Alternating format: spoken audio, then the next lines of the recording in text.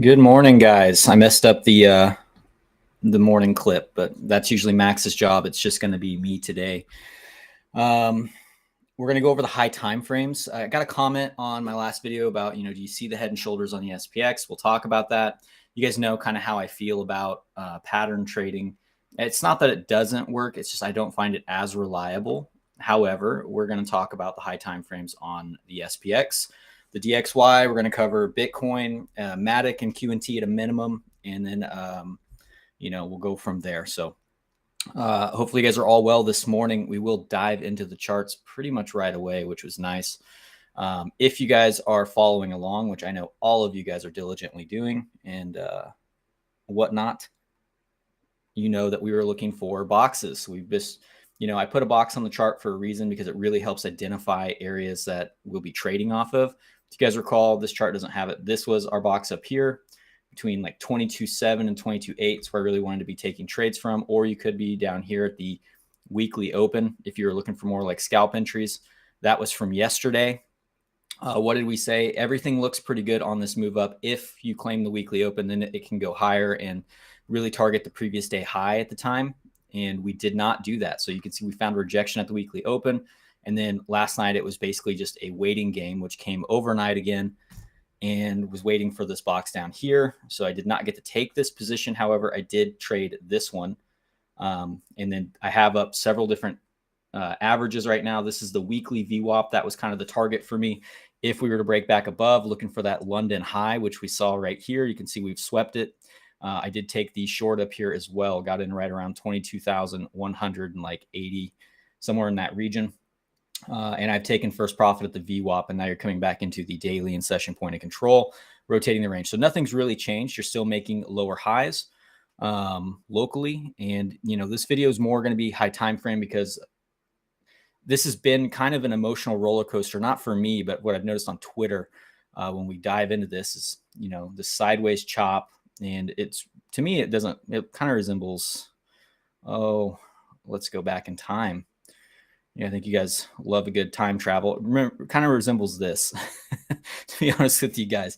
But yeah, I mean, nothing's changed. My targets remain this box down here. I expect to see this fulfilled, especially into this 2M223, this 60-day average that I've got on the chart. So I am taking scalps here and there in here. However, I've seen no reason to really be looking for a swing trade long yet, and if this low holds, then I might consider finding a local entry and then just trading it back up through some support and resistance, as we do have some interesting levels kind of on the chart locally, right? So we're gonna cover the low time frame stuff. We'll get right into the high time frame after this. But you can see that this single print that was starting at 22,496 before we wicked up here into 22,666, closed some of it. If we were to come back up and re-challenge this, I would expect to probably fill it, and we could be looking up to this, monthly open to the caveman pivot between 23,134 and 23,425, maybe even higher over time. We could come into this region of the chart.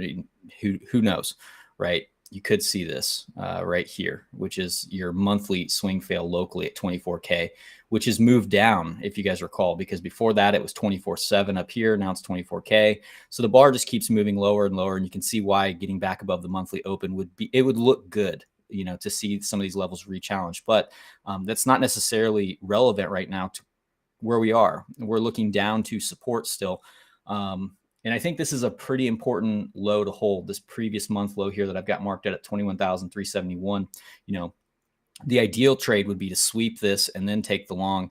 But is that the most probable? I think that at that point, we're probably looking for a range re-entry. And this is where we start getting into more of the high time frames. So, this is going to be an interesting area to watch, this little box here. Obviously, for all intents and purposes, at 21,833, and this one starts at 21,779, you could say that you've missed your box by $90. That shouldn't ruin your trade. And it doesn't necessarily. It's one of those things where perfection rarely exists in trading. Like I say, that's not the goal. The goal is just to be able to be fluid with the market and make good decisions, right? So, get that muted, make sure that I can QNT. Yeah, you got to be patient on QNT, man. Yeah, I'm going to catch up in the comments real quick. Thank you guys for the likes. There's a fair amount of those right out the gate, so do appreciate that. And we've got 13 of us in here, so we'll see if that grows over time. It usually does a little bit. Let's catch up in the chat. Nick, good morning. DCF, good morning. Stacks, good morning. Caro, good morning. Pinchy, good morning. Looks like holding cash, waiting for entry. Never a bad idea to be patient, man. That's definitely not bad. We have more work to do. Yeah, Powell definitely kind of put a damper on the markets, but I mean, we all kind of knew it was coming. However, I don't put a lot into the narrative on that stuff. You know, I do think that the increased chance of a 50 basis point hike is not good. Very interesting conversation, as I mentioned yesterday, going on in the traditional market side of thing in terms of rate hikes when they end, and then inflation rates versus terminal rate, I guess would be the correct term for that on terms of the hikes. So wouldn't mind people getting involved in that stuff a little more. It definitely is interesting. It does matter, but we are here to talk about the charts. So it is a roller coaster range and a roller coaster weather out here in Kansas. It is now cold. I have the space heater on in here because it's cold in my office. I didn't have the heat on because it's been so nice. Now it's, you know, borderline freezing and raining. So that's always great. Yeah, if we lose this low right here, this little box, I just don't see how we don't come down to probably fill this gap. And you guys know my feelings on that. And that's a really ugly SPX chart, I know. We'll clean it up. You guys know my feelings on that is we would be looking probably down towards the low of this range. The gold pocket and the 40 tick POC now 23K, which, you know, is right here where that monthly open is we just looked at.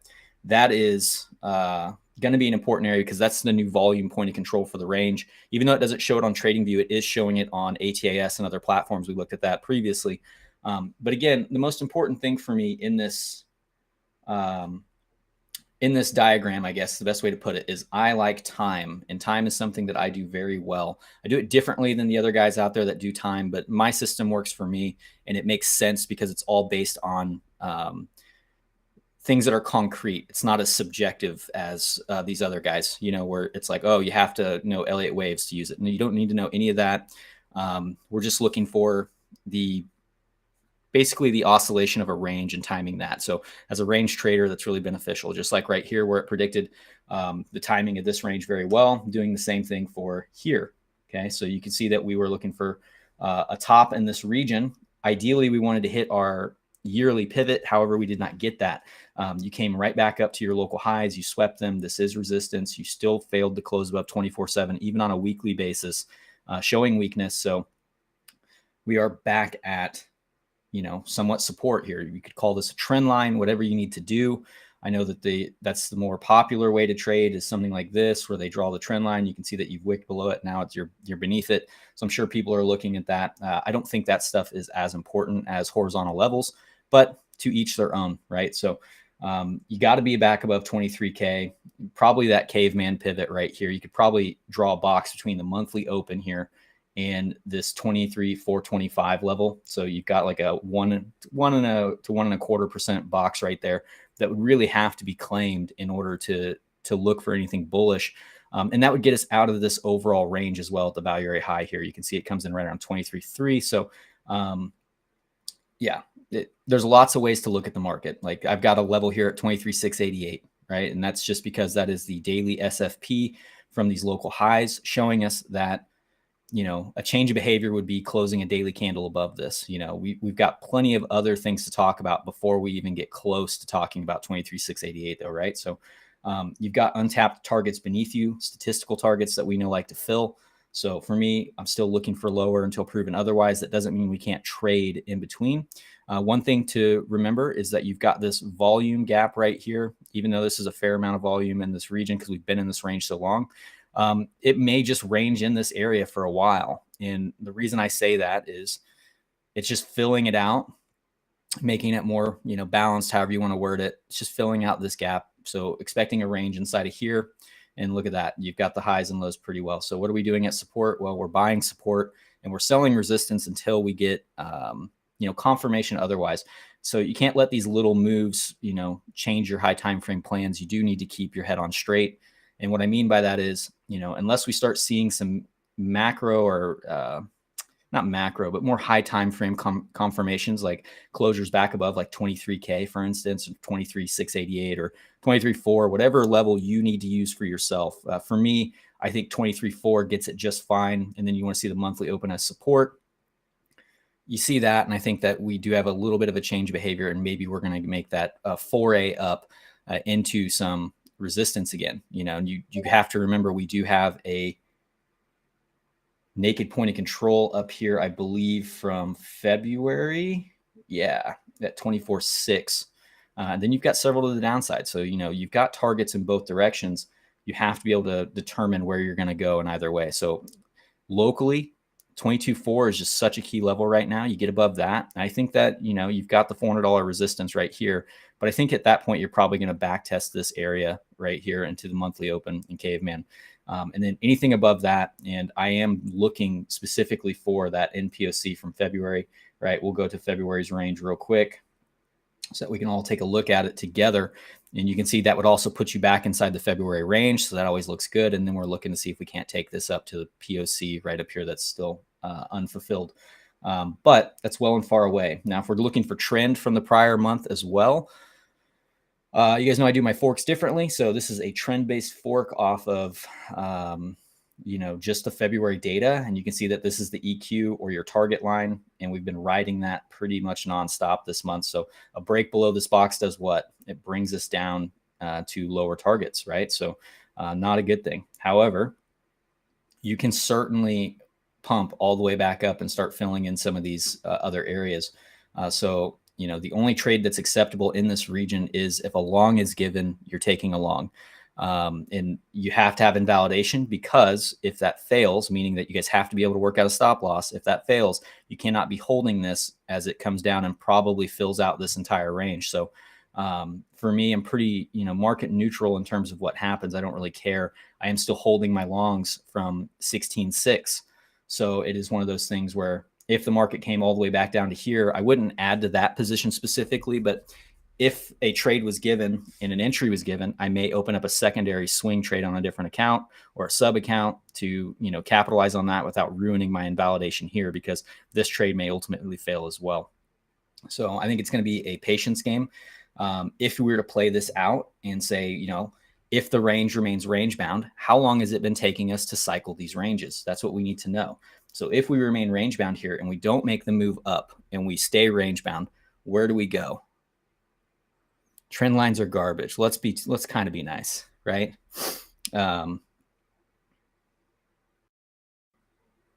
Yeah, time is definitely ticking for more upside, but again, like you're asking something that we have no control over. So it is one of those things. I'd say that time is also ticking.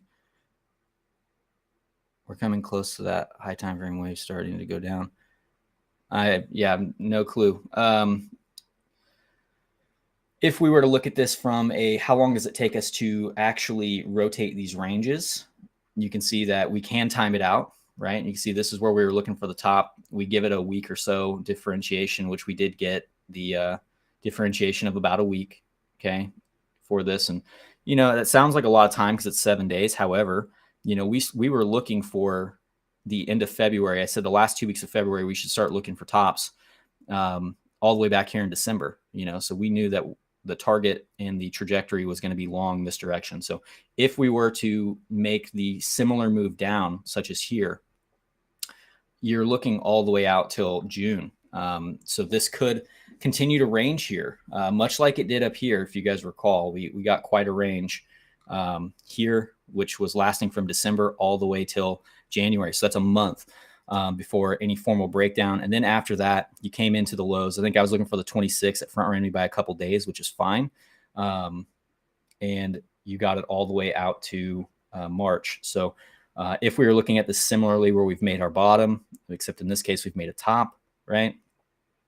You could be looking out till March before you get that sell-off, and that's the end of March. So That's what I'd be waiting on if there is going to be one, right? So the longer this goes sideways here, though, to me, holding this higher low and not taking these, the better it looks. So we have to be kind of nimble in that regard. But at the end of the day, you know, this is going to be likely range bound, in my opinion, which is a boring thing to say. I don't think it's going to be this boring, like right here, but I do think we're going to get some boredom here. We're going to get moves up and down. I don't think anything macro is happening where we're breaking out and going to like 40K or anything. So we're not missing anything. If you're missing these small moves, just understand that when you come back to the market tomorrow, you're going to have those same small moves available. You know what I mean? So it's still going to be there. So don't get your, you know, your underwear in a bunch or anything because you missed a day of trading or charting or whatever. Don't forget to take time off. I certainly took some time off for me the last few days. We've been going pretty hard in terms of the content production, both outside the group and inside the group. And so it's one of those things where sometimes you have to do that. I got a new weight setup. I had 2 racks in my garage, and I sold both of those and some of the weights. And now I've got a clean bench press with leg extensions, hamstring curls in the office, actually behind my desk. And then I have a free weight squat rack as well. So I can do Olympic squats and bench press in here, do all my leg extensions and stuff like that. I've got a pull up station. Yep. It's great. So for right now, you did swing fail the previous week low. That is your invalidation. As you can see here, we've hit our little box. You'd be looking for longs. If you missed the long, where did you get long? You got long here. You've had your scalp short today, where all you've done is come up, tag the weekly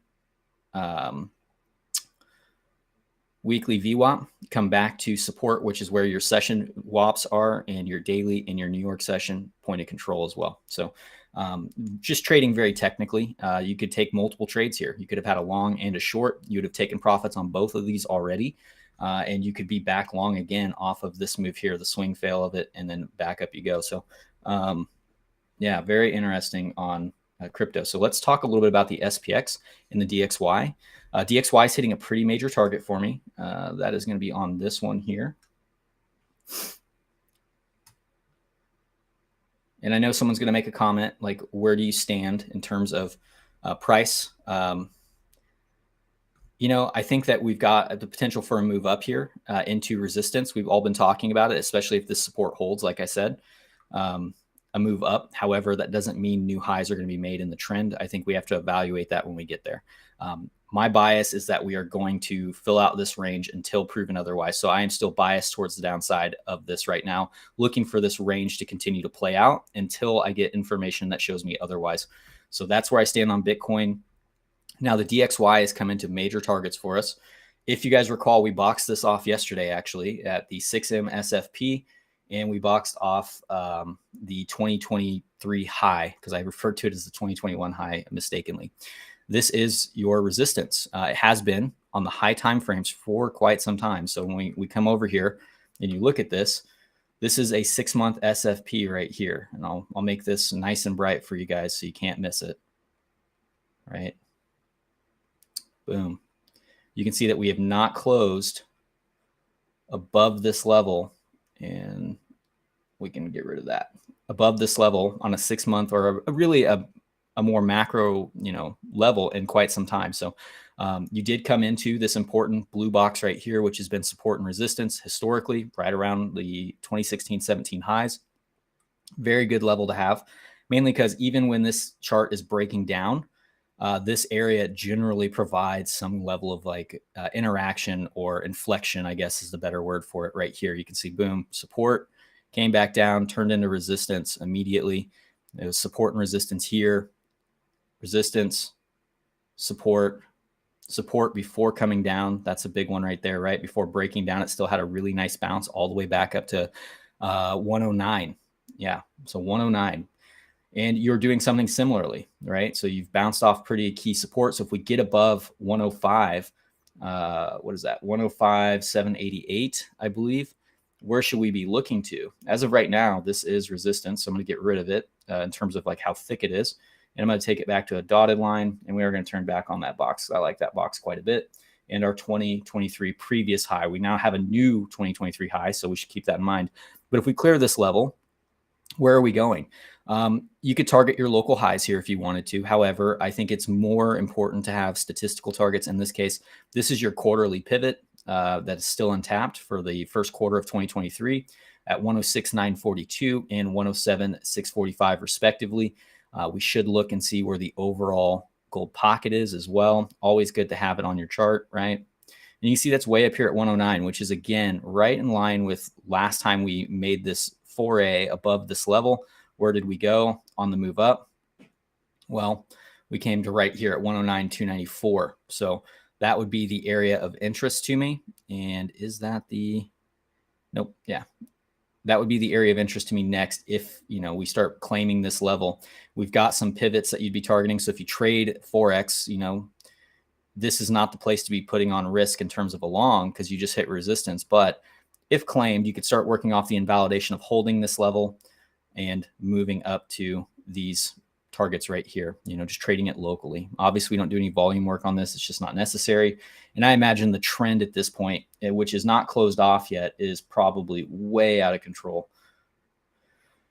No, not necessarily. This is pretty clean.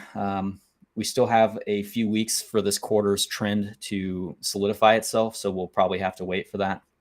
But we do have the 60-day trend that is complete, and you can see that we've come into the 60-day high at the same point that we came into the SFP level, showing resistance. So looking back down at this blue box still as the invalidation point, that if we came back down here, still need to see this holding. If it's lost, I expect to see 102.2 basically. I think at that point, that's where you're going. So you got to hold on to that. The SPX, right? So we'll dive into the SPX here. This was the comment, you know, and he was like, do you not see the head and shoulders? And I just assume this is the head and shoulders you're talking about. So I do see what you're referencing. I just don't trade patterns myself. I imagine he's talking about this right here, guys. And you'd be looking down like this, right? Not a bad looking one. You know, I don't necessarily think that patterns have to play out. That's certainly, I don't apply it to everything. I have my timing for the S&P already kind of worked out. We have this guy right here. So this was the inflection point I was looking for, was on February 14th. These are my pivots, and they've worked out really, really well. There's a lot on this chart right now, so I'm going to get rid of a lot of it, to be honest with you guys, because I think it's just time to clean it up. We'll get rid of these quarterly pivots. My nose is running this morning with the weather change. There you go. So you can see the inflection points now. You can see I've got one box to the upside that if we were to break above the Q1 low, we could talk about. But yeah, so in terms of time, OC, these are the areas, right? These are the regions. These were the pivots. The pivots were very good. And we had this one here looking for moves in the market. And you technically have a local uptrend here. I do see that. You know, if you counted this is a local uptrend. It is not a high time frame uptrend, right? So you would still need to break back above and set in higher lows and do this if you're going to see any of those, you know, all-time highs. There's a lot of people talking about that, which I don't understand necessarily. I just don't see all-time highs coming for any assets right now in the long term in terms of like the SPX or crypto. I think that, you know, if we got this move, I think this is a shortable move. That's why I have it boxed off. Now, in terms of the high time frames, and just because I know you're going to ask, the next inflection point's May 10th. So that's a ways out. What you got here was a day trade, and I think that's why he was referencing, don't you see the head and shoulders?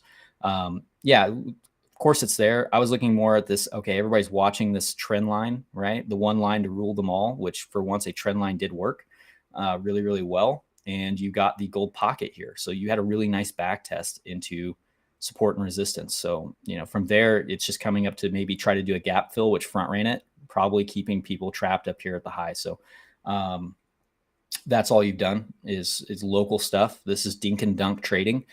In terms of the high time frame, my stance on it is I was looking for this region right here.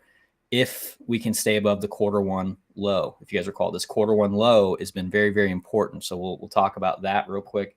Let's get rid of some of the stuff on the chart one more time. Boom. So this Q1 low has been very, very important because you've not closed above this level in quite some time.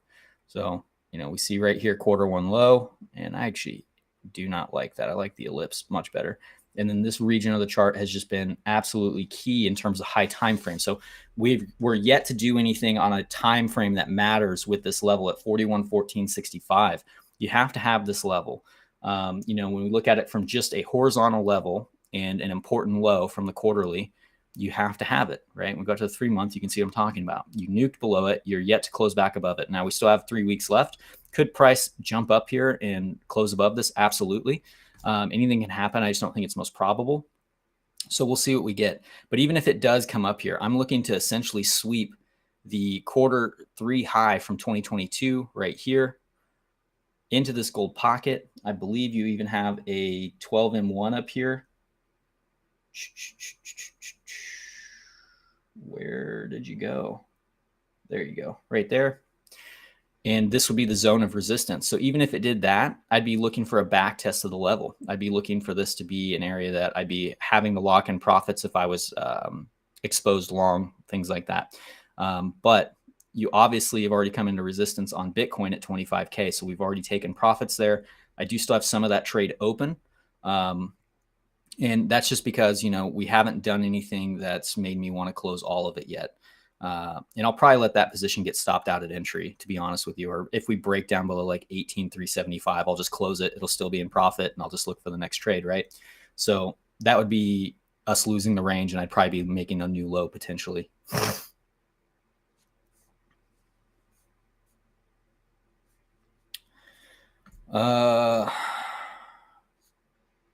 He goes, would be the short of the year. 3,100. Yeah, I've got that level on there. So it's the gold pocket and you have an untapped pivot that we've been talking about this for the better part of a year now. You know, and it's relevant. It's just not relevant right now. You know what I mean? So that would be the area that if we were to make a new low on the S&P, this is actually the region of the chart that I'm interested in. And maybe it goes lower than that. I don't know. But this is the most high time frame area that I've got mapped out for support. It also is in line with like a 2020 range fill, you know. But the reason I wanted to bring this gold pocket up and this area of the chart up where he's talking about this head and shoulders potentially, I believe it looks something like this, if I had to guess. Did I draw that right? Yeah, not really. I think it was more in line like right here. Something like this. We'll just call it like this, where you've got this head and shoulders-esque appearance, right? We'll actually draw it out so that everybody can see it. This is what he's referring to, I believe. Something like that, you know, which I certainly see it. I don't, like I said, I don't pattern trade. So for me, actually it is this guy. Now I see it. I was like, this looks way less symmetrical than before. Why is that? Now it makes sense. He's looking at something like this, right? This is what he's looking at. This like local time frame stuff, which, you know, it may play out. We don't know. Something like this, right? Now you've got your line here so you guys can all see it very well. There's your gold pocket for your right shoulder. Why is this area so important? So would I expect this head and shoulders to play out if we dip below this gold pocket? And I guess that trend line that I just deleted, which we'll bring back up. Do I expect price to, you know, actually, I do. I expect to probably take this low and come back down. The reason being is more of a range aspect. So it's always good to see when different styles match up.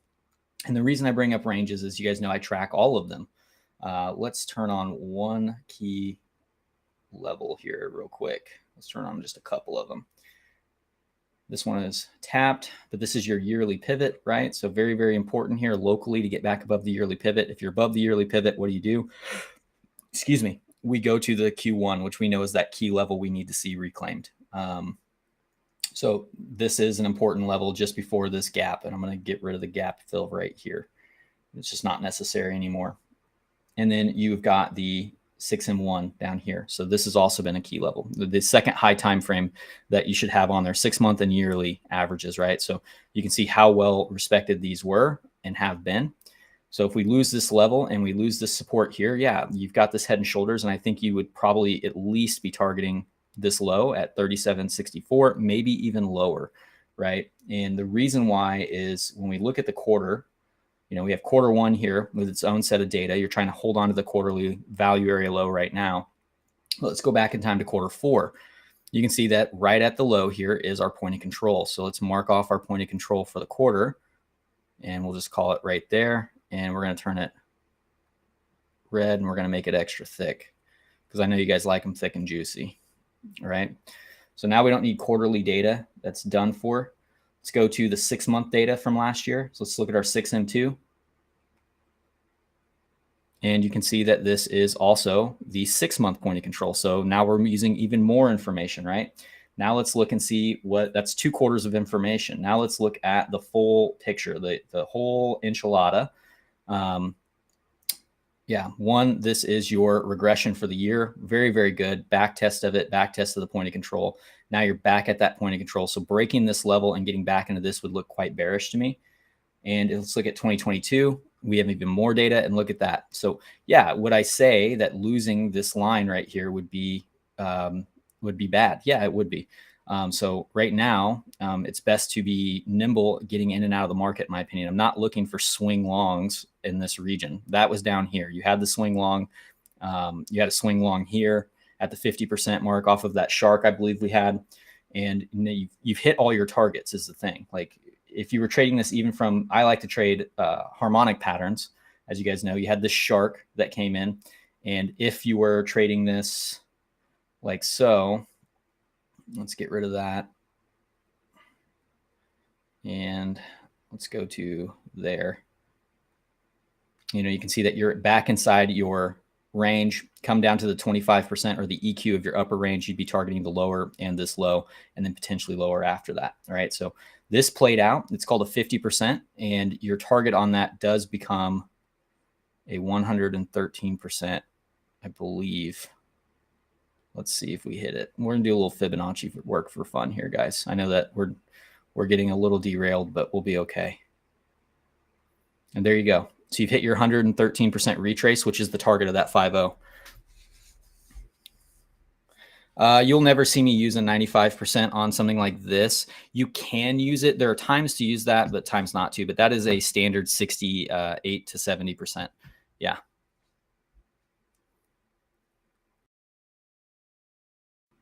Yeah. So in terms of the market, because of interest rates and recession, I've been on record as saying as early as last year in December that if it comes, we're going to see it in the second half of 2023.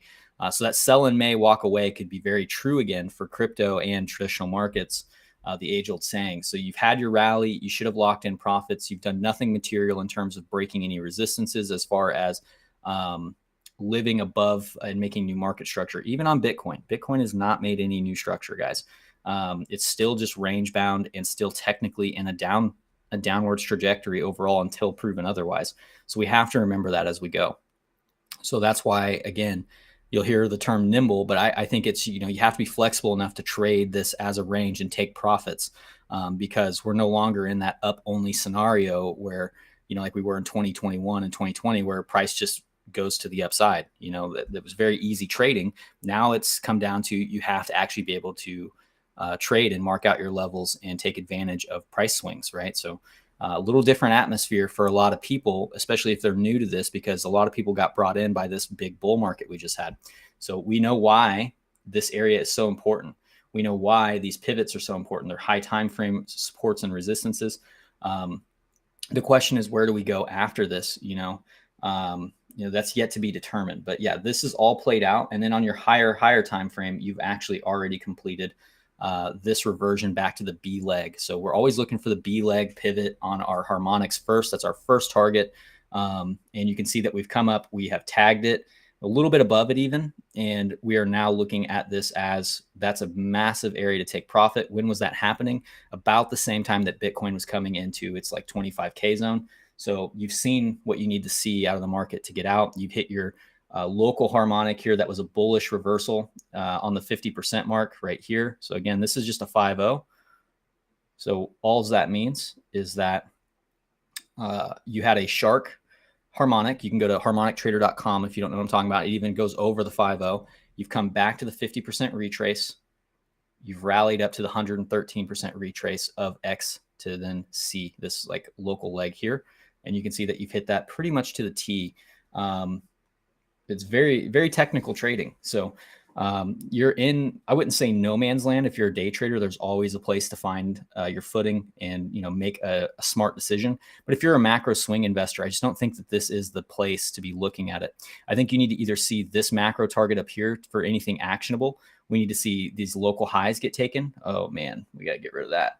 We need to see these local highs get taken up here in this region at the 4,300 mark, or we need to be patient and be willing to wait for lower prices and try to get in when we have either a confirmed bottom or we get these bigger swing targets that still are yet to be hit. They might not get hit, but as of right now, we have no reason to think that they won't. Main reason being is that rate hikes aren't done. Traditionally, markets don't bottom until after the rate hikes have finished, which is counterintuitive because people think that that's bullish. Rate hikes are done. Now they're going to go into easing. I don't know that they're going to go into easing right away. And so that will lead to potentially lower prices still, because I don't think the economy is going to be doing that well, because in order to get inflation under control, they're going to raise rates and in turn also try to bring the job market down. And that over time takes its toll, and eventually something ends up breaking. You know, that's generally when they turn the money printer back on, ironically. I just don't think that they're going to be doing that anytime soon. And they've been pretty open about how they're going to be flexible with a potentially higher terminal rate. And it looks like we're getting confirmation that they are going to go above 5.25%. I think they're going to do the 50% potentially this next March. Or this March. And when they do, we'll see what happens. But I think even if they do 50 in March, they're data driven, as he says. So like, let's say they got really good data after 50 basis points. They probably would, you know, I don't think that they would pause. I think they'd go another 0.25% still, depending on that. So that's how I see it. So even if they do a 50 in March, I see another 25 coming after that. Even if they do a 25, I see at least another 25 coming after that. I don't see any rate cuts in 2023. Have been pretty blunt about that. They're going to hold on to that. So for markets, that's generally not good. And that generally means we should see a scenario where this will remain range bound. Market structure has not changed. The higher time frame targets have been hit. If this gets hit, that's where I'd be looking for the swing short potentially. If we get lower, I'm looking for swing longs, right? That's really it. If you're day trading this is all just chop. Don't get sucked in the chop. You know what I mean? But this is a fairly important level here, right around this like 39.50, give or take. Very important to hang on to. As you can see, it's the overall point of control of a lot of what we're working with on different time frames as well, confirming that this level is of interest. So it's in our best interest to be living above it, because if you don't, you usually cycle back to the low of the range. And that low of the range is like 3,700 here. Let's see where it's at on the Q4. That's just the pivot. Let's go to the actual ranges and we'll look through some of that data. Like, where could we end up if we don't make new lows? Yeah, this is saying the low right there. Q1 is going to be way up. Let's look at Q3. Yeah, I mean, I'd just be targeting this low again. That's all I'd be looking at. I think that this is going to be bounce territory yet again, maybe a swing failure pattern. The question will be, will we see a sizable bounce and then the drop, or will it just go right through the level if reached, right? So it definitely could be there. He may even, the guy in the comments may, because, you know, I'm just now seeing it, but the guy in the comments may be saying that this is the head and shoulders, you know, and this is a much larger one right here where we do get that, you know, something like this. Maybe that's what he's looking at. I don't know, but that's getting ahead of ourselves a little bit. We can only make that an actionable trade when it confirms, right? So it's just like anything else. You have to kind of stay like, all right, where do I want to be involved in the market? I've mapped off the most important areas. I know this low is important. I know that this high is important. And I know that these areas down here are fairly important, right? Down into this region. So you just set your alerts if you're that type of investor where you're looking, when's a good time to enter the market? Just depends on how you want to enter it. So that's how I would view it. We're trying to stick to the high time frames today because I think people get lost in the noise. So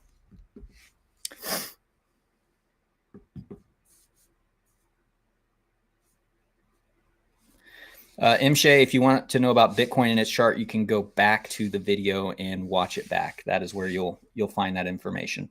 I'm going to keep it rolling because I do want to keep this somewhat, you know, not short, but, you know, timely. I don't want it to run on forever, right? We've all got things to do.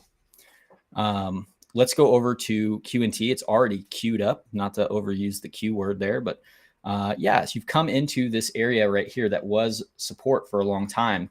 Now, I've gone ahead and mapped off what I consider the overall structural range here, which is about right here, where you can see we dipped down into this region, and then you've come back up, deviated the highs, and basically find yourself in this range. So we've talked about how this blue box is important because it's just comprised of the most recent Q4 pivot and the 12M 2023. Now, if we pull a local gold pocket, high to low, let's change that. Go back to our gold pocket. What you'll notice is that we did come down to it right here. And let's go down to the 4-hour. You came all the way down to the gold pocket. I actually traded this. I took this trade, and then you took it all the way up to where we have this 60-day average. So the first 60 days of price action for 2023 has come in.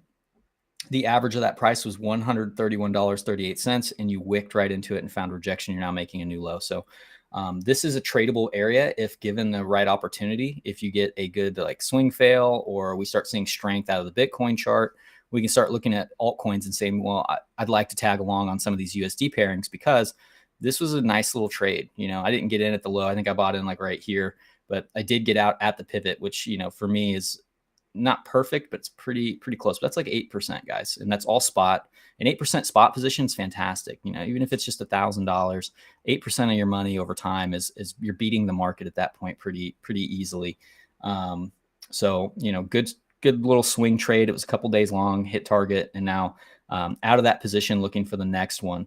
The area that's starting to line up more and more that I'm interested in on this one, and I've got high time frame ideas for this chart. Obviously, I'm gonna get rid of this because it's just a little messy. It's a little clunky. This 2023 open is of a lot of interest at 105.46. It's the overall point of control of the structural range. So that to me is very interesting. Then you can say, do you have a box down here? So I'd be interested between 105 and essentially 94.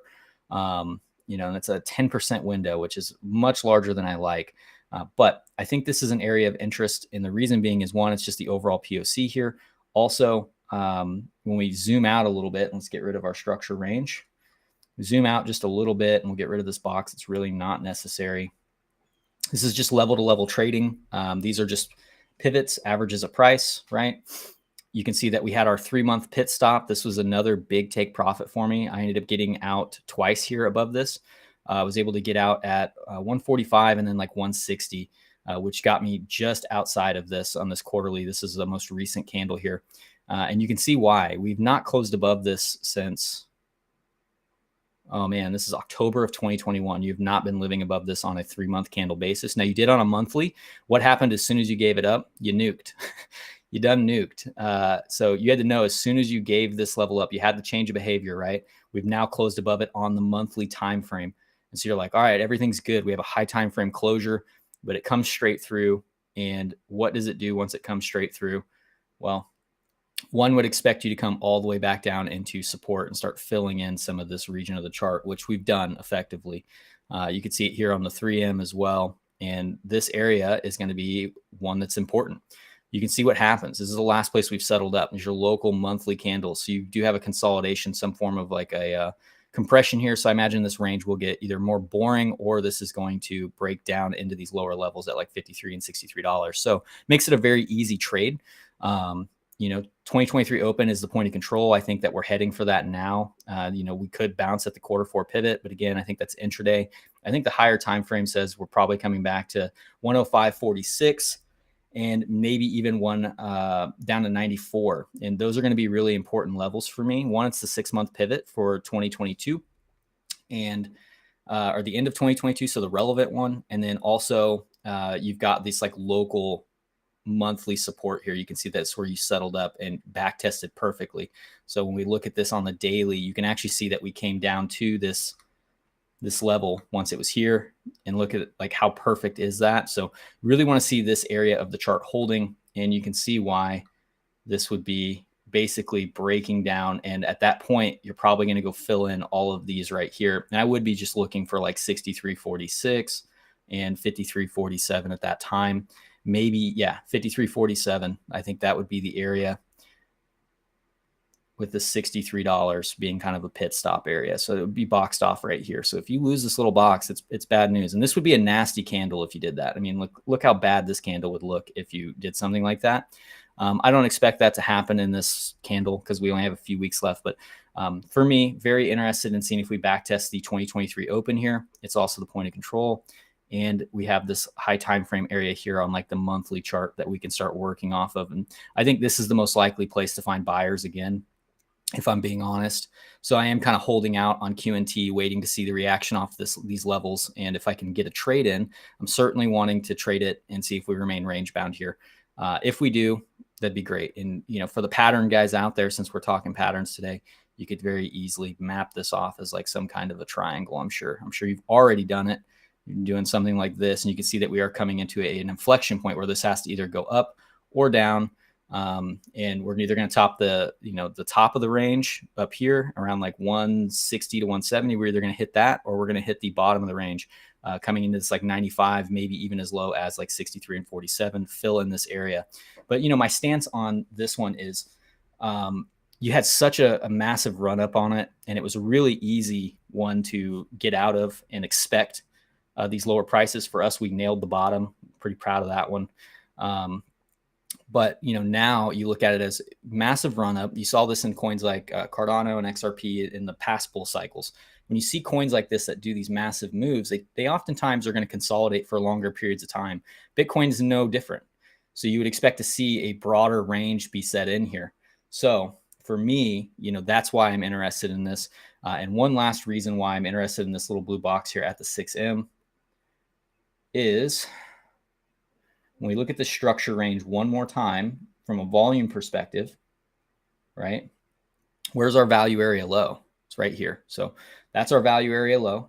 And it comes in right here at the bottom of the range, right at that technical support we've been outlining, making this, one, an interesting place to take a trade, and two, a very important place to hold, because you can deviate ranges, obviously. Like, you can count this as a giant deviation, and I would expect nothing different if we did that. So that's where I'd be looking at.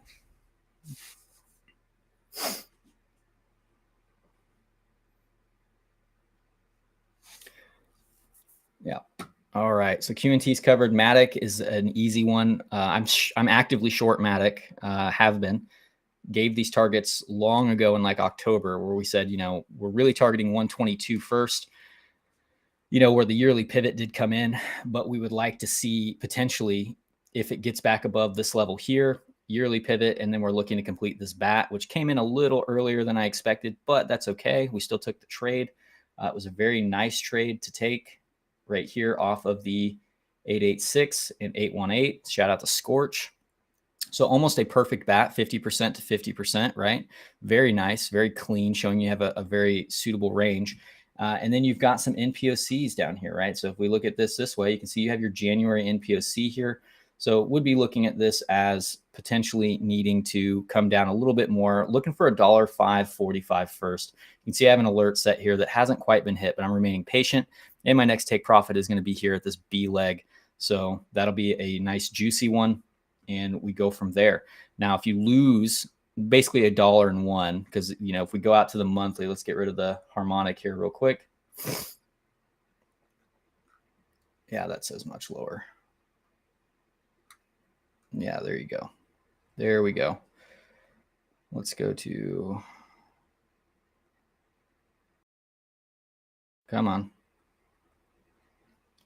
Yeah, if you lose this $1 region, we'll go out to the high time frames, like the monthly.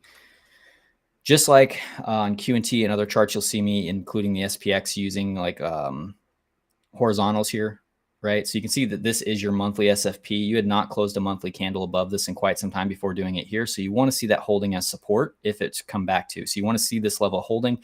If not, you're probably going to rotate this range in full and come all the way back down to the 70-cent range. You know, this box down here, that's your nearest support if you lose this region of the chart. So you have to be able to, you know, discern that. If you're going to put risk on in this area, again, wait for a local setup, whether it's a swing fail or, you know, you just see strength coming back into the market and other larger cap assets like Bitcoin, SPX, and that will be your key to like, okay, I should be longing this support, because if you get in and it just nukes, you know, you're going to be down 20% in no time. So you do have to be careful with this. This region of the chart's very important. Go out to the 3-month, right? You can see right here, there's your quarterly SFP, also our B leg of the structure, right? So the B leg looks like this, right? You can see that that is where the range set up, the B leg and the C leg. So what happens from a harmonic structure if we lose the B leg? Where do we target? Well, for me, I'm targeting the C leg. And on this particular one, I don't skip it, but you know, this is a little different. We obviously have the 886 down here. And the reason I'm going to leave that one on, let's go to the golden real quick and we'll turn on the 886, is you've got your gold pocket down here in this like 75-cent region, which is good. That's an obvious target. A lot of times with these, with a bat, and we're going to do a series over each individual one and how I trade them and how I get my targets. You know, I do combine a few different tools to do it. Fibonacci is a really basic one since these are Fibonacci based tools anyway. Obviously your overall gold pocket and the C leg are going to be targets right here. So you're looking for a sweep into this region. However, oftentimes you'll go to the 886 next on a bat. So that would bring us all the way back down to 45 cents. And I've been talking about this level and being interested in returning to about 52 cents for quite some time. So for me, this becomes an immediate area that I'm interested in. And I'm going to go ahead and map it off like we had before. So we're not overlooking those blue boxes of support down below us. However, if we start, you know, really bringing down the range on Bitcoin and other assets, I'm looking for this box right here, this little box I just lined up with the July NPOC. This is the area of interest to me, between 54 cents and 45 cents. And that's getting really, really ahead of ourselves because we have to be able to see the reaction here first. And I think it's likely we get this target and I'll get to take that profit. But I will be leaving about 20% of this trade open from the high, looking for this level until I'm stopped out. So I've already hit 2 take profits on this trade. So they're locked in. It's a profitable trade no matter what. I've got one more here at the 50% or the B leg, excuse me, the quarterly SFPs here right around $1.05. And then after that, I'm just looking to take it all the way down to here or get stopped out. At the end of the day, I have more MATIC. If I get stopped out, it goes right back into position and it's nothing but gains, right? So that's all we're trying to do is stack as much as we can there.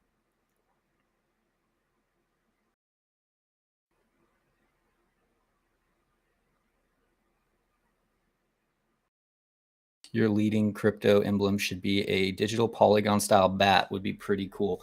I don't know. I have no idea what that means. So you'll have to show me in the group or something.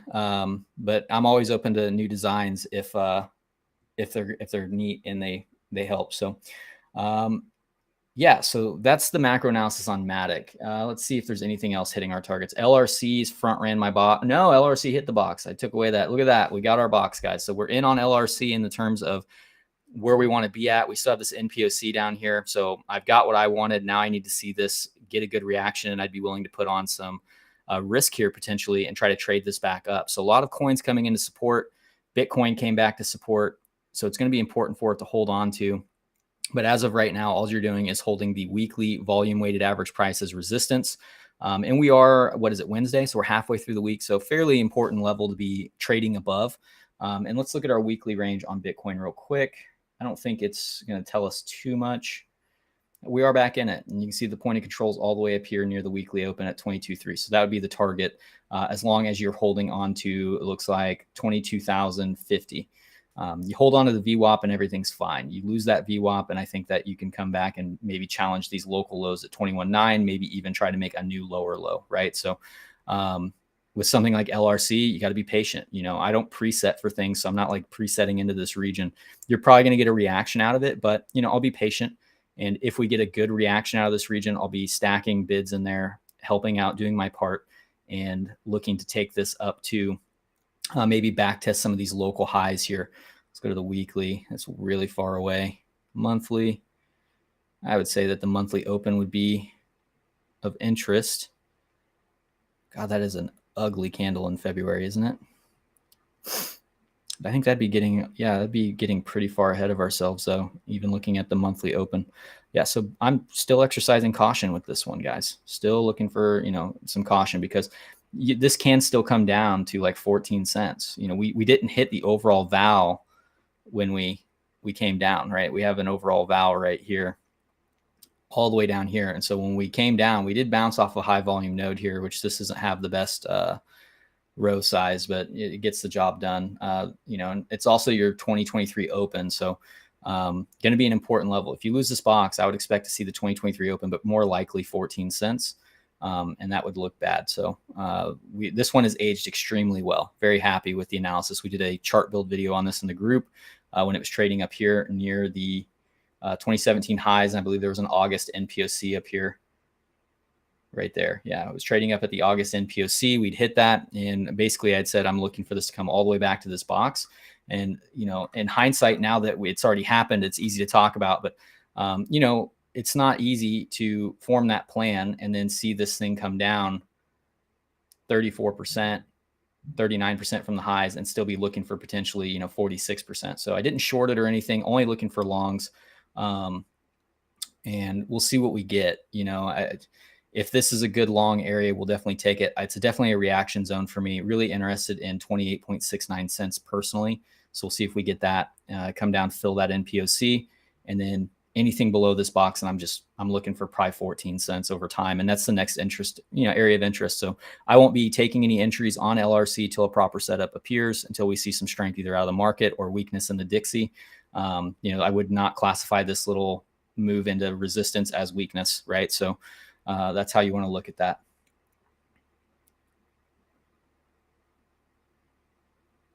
Oh, okay. Yeah. Polkadot, haven't taken any new entries on Polkadot. Really technical down into the weekly NPOC and 6M1 here, but I'm still not, you know, taking any fresh entries on Polkadot. I've taken profits on this position twice, and everyone's always asked me like, why, when I get a position down in this box, which I did at 430, you know, 430, because I was looking for 438 and 419 with invalidation below 376. You know, why did we take profits here at the Q1? Why did we take profits at the yearly pivot, right? In the Q4 high? Why are we locking in those gains? Because you got such a good entry. You should be holding this through the next bull market. We're nowhere near the next bull market. So, you know, that's something that doesn't happen until after the halving in most cases. And that's next year, right? So these are positions that I'm looking to just build my capital, pay my bills, enjoy trading, take some wins, right? That's what we're trying to do, is take wins. So you pay yourself and you look for the next best available trade.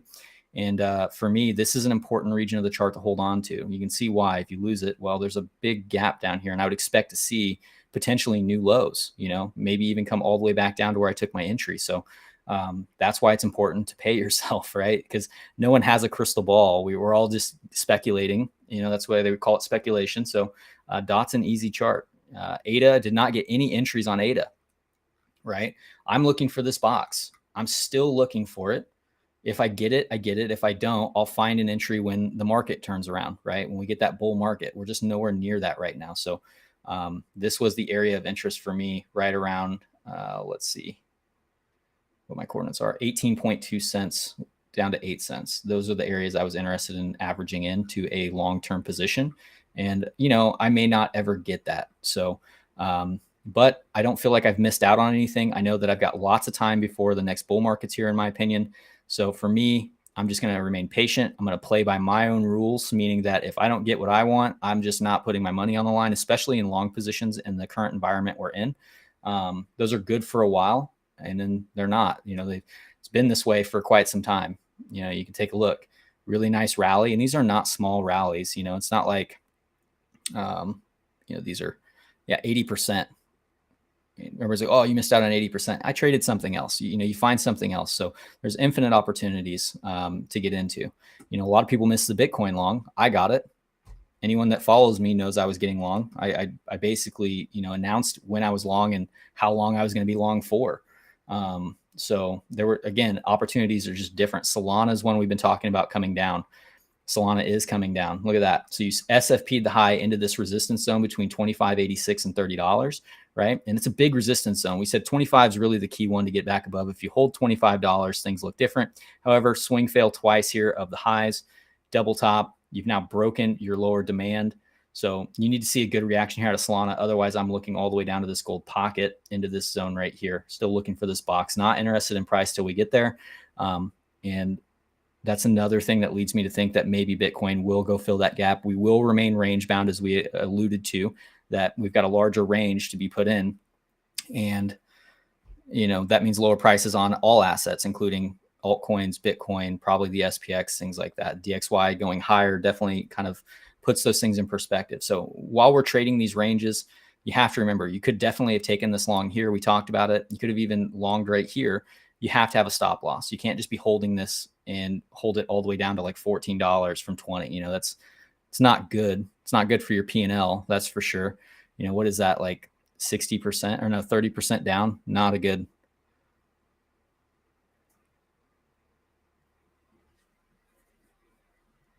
Oh yeah, DCF, any levels on Solana? I didn't see your comment till now, but yeah, this is a tough one because I've mentioned this before. It's a good setup. You have to pay yourself down here at either the 6M1, which happened here before you took the high again. Then you got to pay yourself here at the lows, right? So if you took this trade and you're looking for these levels, you do have an area pit stop that you could have locked in profit. That way, if you got stopped out, you made something. But realistically, even if this stopped you out, the trade was there. Once you saw this candle close, you could have re-entered the trade, stop loss above the high again, and you would still be making money shorting that same level, as long as you're taking profits where you should be, right? Lock in profit 1. This is where I'd probably look to lock in profit 2. So that's how I'd be trading Solana. No man's land. This is no man's land right here. I'm looking for this area right here on the chart. H-bar for the OC in the house. He is here. We're coming into some targets. We talked about this one on Altcoin Friday, which I failed to do the last 2 weeks, but I get tired at the end of the week, guys. This was a big area we were talking about, getting back above this region. Realistically, you had to flip this box. You can see that you back tested it perfectly right here. Really nice back test, support, and now you're losing that level coming into the overall gold pocket. So that would be the area to be keeping an eye on. And when did we look at this? We looked at this on 17th of February. We made that call. So really good there. We'll extend this over. You can see we are at the value area low. So you are at support, but it doesn't mean it has to bounce here. I think it's got a little bit lower, and eventually we'll come into this gold pocket, maybe even revisit this quarterly low from July, right? So this is a Q3 low, I believe, from July. And I would expect to see 5.5 cents probably over time. All about patience. And that would be the area of interest. And you can see why. You lose that area, and I mean, fuck, dude, probably going to try to make a new low, and maybe Tar Heel gets his target of 1.5 cents. But this is the major, this like gray box, this is the major structure. And you can see why 3.818 cents, if reached, guys, is very far away. But if reached, there's nothing below 3 cents. You're going to a penny if you get below that. So I would be very cautious on this one below 5.5 cents. That's all I'll say. 4.57 is obviously support, but like, when I say very cautious, it doesn't mean you can't trade it long. It just means make sure you have invalidation so that if something like this happens, you don't get absolutely fucked in the entire deal, right? That's the only way to look at this market, is you have to protect your capital, because no one's going to protect it for you. So Adam, that's one that has come into some of my levels. There we go. That's what I'm talking about. Look at that. And we even gave a date for it, March 8th. Look at that. We're getting it. Yeah. So we're coming into areas of interest as well on Cosmos Atom. But again, important area to hang on to in the chart. This is your B leg from the Gartley setup. If lost, right? Where is this going? Well, probably all the way back down to support. And, I'm on record of saying I expect to see 756 if we lose this box permanently. So if we come down here and start giving up the edge of this, which is also the edge of our trend for this Gartley, this is the Gartley's trend, which got things very, very well. I would expect to see the edge of this box at $10.55. If we don't see that level holding as support, or where we are right now, because we're already in it, you're going to have problems. I think at that point, you're very likely to come down here to like 756, take these lows potentially. And, that would imply Bitcoin going probably back to like 19K, like we've been talking about. So those can definitely happen. So keep that in mind, don't sleep on it. Litecoin, I get asked about Litecoin every now and then. Look at that, November high, boom, to the to the nuts at 83 here. Need to hang on to that. That's important. You came up to our box. I just had to remain patient on this one. Remember, we built this box on a altcoin stream Friday. We said, this is the box that you're going to reach. And I was kind of upset because we front ran it, because originally I had like a level right here. If you guys recall, right around $100. I think it was like 99. And I moved it up and I said, I think we'll tap this box. So we ended up getting that and got it perfectly here at 105.67. Because anytime that you are above this box right here, good things happen, right? What happens when we're in this box, right? Good things. However, what happens when you have old support and you revisit it? It turns into resistance oftentimes. And you can see this is no different going back in time, right? Support and resistance. Anytime you're above it, we make that jump to about 146 at a minimum, but always come back for a back test. So it is resistance. I would be very, very cautious with this one as well. Let's look at the overall range here. This is more of a high time frame look, and you can see that we've put in like zero volume up here. So yeah, I mean, for me on this one, I'm still looking for probably like $73, $72 to come back to that, especially if 83 is given. So if we lose 83, it's another $10 drop for sure. Not for sure, but more than likely. And then you have to wonder, like, these lows have not been taken in so long. Is there a cascading effect if we start breaking down? 80, you don't want to overlook 73, but when I see something like this, I can't help but think, odds are, we're probably coming back to 64, which is this weekly swing fail right here. So for right now, if we lose the November high, I'm probably not going to be trading this 73 level unless like it's a really good level and gives a great reaction. I'm not trading Litecoin anyway. Like, who are we kidding? But I would expect to see 64.51 again on this one. It looks like, in my opinion, I think over time you'll see $64 and then anything below 64. And I think that you probably just come all the way back down to the 40s. So yeah, you want to see this maintaining this November high at $83. It's going to be an important area. Otherwise, all you've done is come back to macro resistance, filled in these inefficiencies, and now you're coming back to put in a larger range.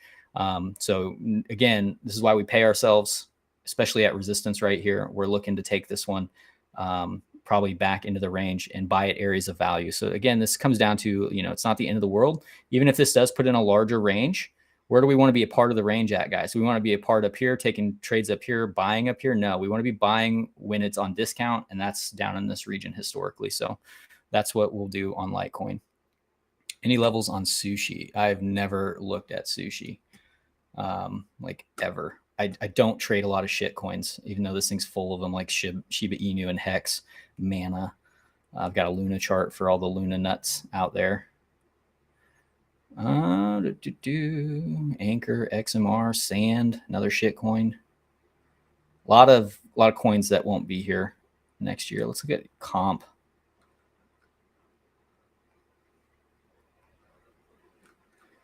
I believe this is the right comp chart.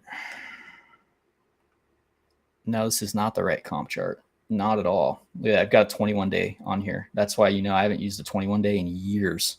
Years, I say. Where is that chart? Did we look at LDO? We did look at LDO in the group. I need to look at that again. I haven't checked in on that video in a while. We did a chart build on that one. Next chart build I'm going to do for the group, which will be this week, is going to be Filecoin. I get asked about that one constantly. I'm not going to say it drives me nuts, but yeah, it definitely has some. So the level we were given on comp is 61.85. There's literally only one level on this chart. Got to have 61.85 claimed. And what did you do? You came up, you wicked above it, swung failure local high, which was the prior touch of it. And now you're coming back to earth. So this is probably going to fill out all the way to make a new low. To be honest with you, I wouldn't be holding this one. Now, that doesn't mean you can't look for trades down in this region, because this is essentially where demand's going to come in at, and maybe you form a larger range here. Okay. So just like other things. So comp, I'd be looking down in like the price sub $40, yeah, 36 down to as low as, let's go out to like a weekly 31. I'd probably say 31.49 is a safe bet. Yeah, I would say $31. I would say we could probably mark this area off right here. 29.85 to 31.19. Does that sound fair to everyone else? And what I'll do is I'll probably shore this up a little bit right there. So $30.68. No, we'll do it like so. There we go. 31.56 to $30.68 is the next area that if I was looking for a comp position and I was actually going to trade this thing, I wouldn't be touching it until then. Yeah. Point blank. Let's see what else we have on here that we can roll through fairly quickly. I have a Volkswagen chart on here. That's fucking hilarious. It's under my shitcoins chart. Nailed Volkswagen back in the day. Absolutely crushed it. Used to work for VW though, so it's kind of one that was near and dear to my heart, so to speak. This is what I'm expecting for a lot of these tokens, by the way. This is NEO, right? Good God.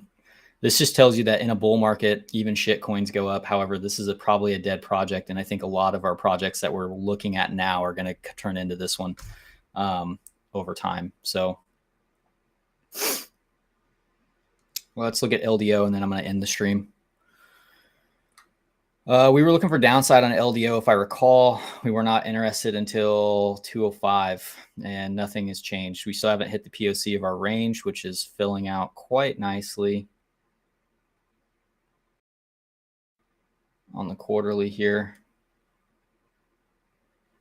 Do I have any NPOCs? I don't think I do. Yeah, I'm still looking at this as coming down to like $2 and some change, maybe a little bit under that into like 184 over time. I would be hesitant on that one even there because it's kind of like the middle of this whole thing. I think that's a good place for it to find some support and resistance, which it has previously. So I'd say that this is your next tradable area on the coin, is probably right where we have boxed off. Nothing has changed there.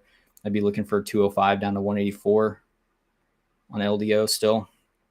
And I think that is everything I'm going to cover. I think that's everything. I don't think I see anything in here I'm compelled to talk about.